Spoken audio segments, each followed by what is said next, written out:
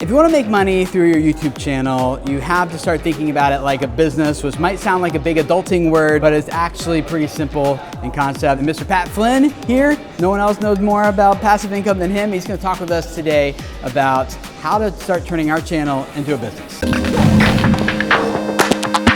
Hey guys, my name is Tim Schmoyer. Welcome to Video Creators. This is Pat Flynn from the Passive Income Podcast, and you got a great YouTube channel. Yeah, thanks to you. You've helped me grow it, so you're welcome. YouTube.com/Pat Flynn, and what do you do over there? Over there I talk about all kinds of business ideas and business models so that in whatever way that you choose to do and run a business, you'll have something that works for you. And I also talk a lot about podcasting there as well. Great channel. I'm subscribed. I have notifications turned on. You should too. It's linked up down below. These guys are thinking about, like, I want to make money through my channel, and they hear people like me and you talk about turning it into a business. I know that sounds like really overwhelming to a lot of people. I know I first thought, like, I didn't go to business school. Like, I don't even know what that means. You teach a lot of people this stuff. Where would you recommend they start? Well, I didn't go to business school either, by the way. I started my first business online after actually getting laid off from my architecture job. I thought I was gonna be an architect for the rest of my life. I actually ended up creating an online business helping people pass an architecture exam, which is what I went to school for. And that exploded, that became my whole life. And then I started teaching people how to do business like that too. You don't need business school, but what you do is you need business know-how and what a business actually is. And here's the very simplified version of it. Businesses solve people's problems. That's it. Now, a lot of YouTubers especially think that a business is throwing up a ton of videos, getting a lot of views, and getting AdSense dollars. That's not a business to me. To me, that's ad income, and it's something that you don't control. The hard thing about it, and we've seen all the videos and a lot of the news about demonetization and all that stuff, like at any moment in time, YouTube could just cut things off or things like that. So I often recommend various different ways to generate other kinds of income too. I'm not saying YouTube income is bad, but that should be a bonus. On the cake. A bonus to other things that you do. So where might this start? All businesses start by solving a problem. So it means paying attention to what it is that your audience is looking for. Also, the other thing about this is when people go, I want to start a business, okay, I need to create the next fidget spinner, the next fidget cube, or this big giant thing that everybody uses. How can I create the next Uber, right? These big things that are very intimidating when it comes to creating ideas, but it doesn't have to be that big. You don't need something to change the whole world, but you need to find a world of people who you can change. So in the business that I was in, I was specifically focusing on a niche market of people who wanted to pass this exam, which makes it really easy. A lot of people want to build a business for everybody in the world, but if you build a business for everybody in the world, you're going to be building a business for nobody. You help video creators. And it's very clear, if you are a video creator, you go to Tim.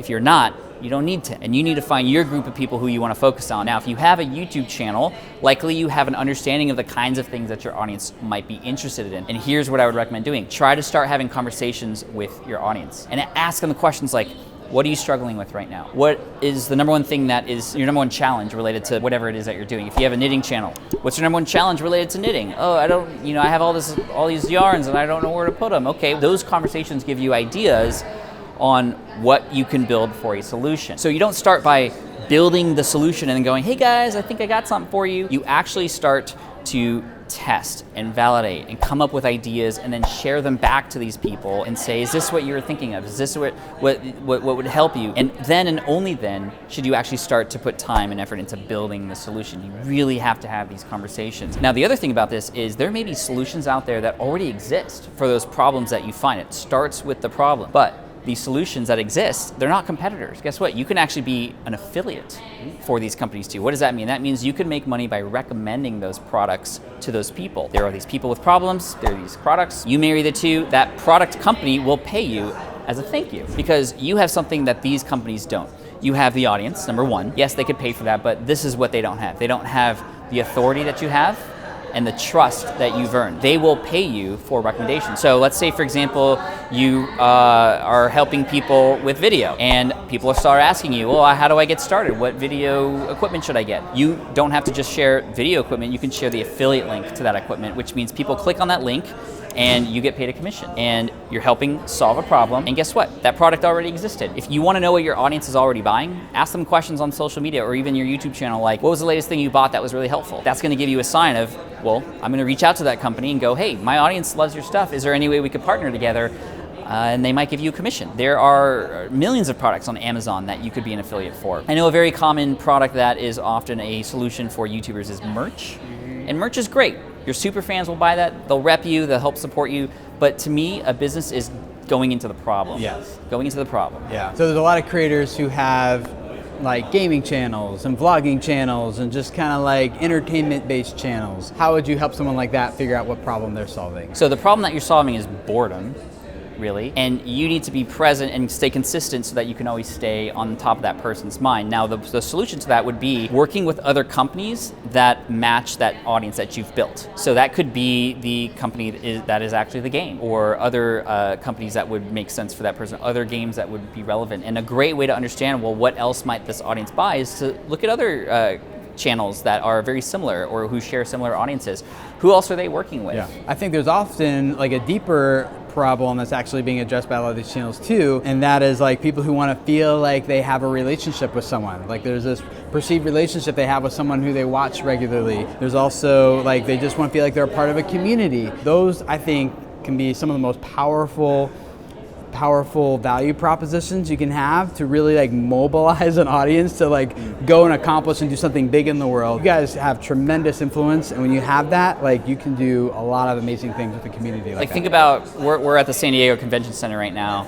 This is where Comic-Con happens. 200,000 people show up in San Diego because they all love the same stuff. And Comic-Con gives them the opportunity to pay to be with people who just understand them. And what you're doing is you're curating other people like the audience that you've built together, and they will often pay for access to you, access to each other, community, getting rid of that loneliness. Oh, those are my people. That's right. I want to be a part of that. Yeah, so you got to think like, what is my community about? What does it stand for? What does it represent?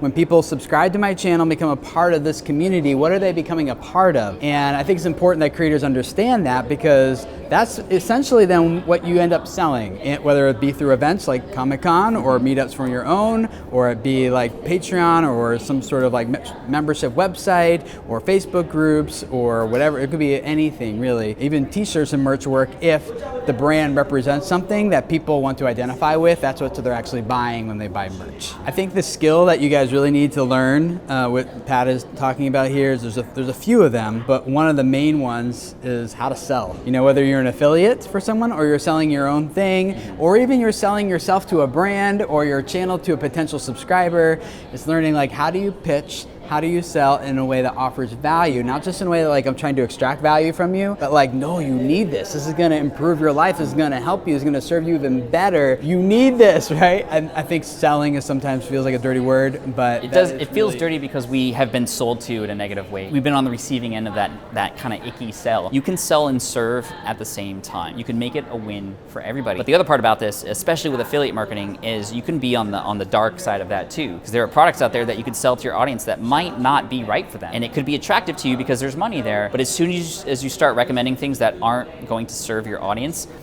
there goes your reputation, people start talking, and it's not worth it. It's not worth it. That trust that you earn with your audience is the best kind of currency. Without that, you're not gonna sell anything.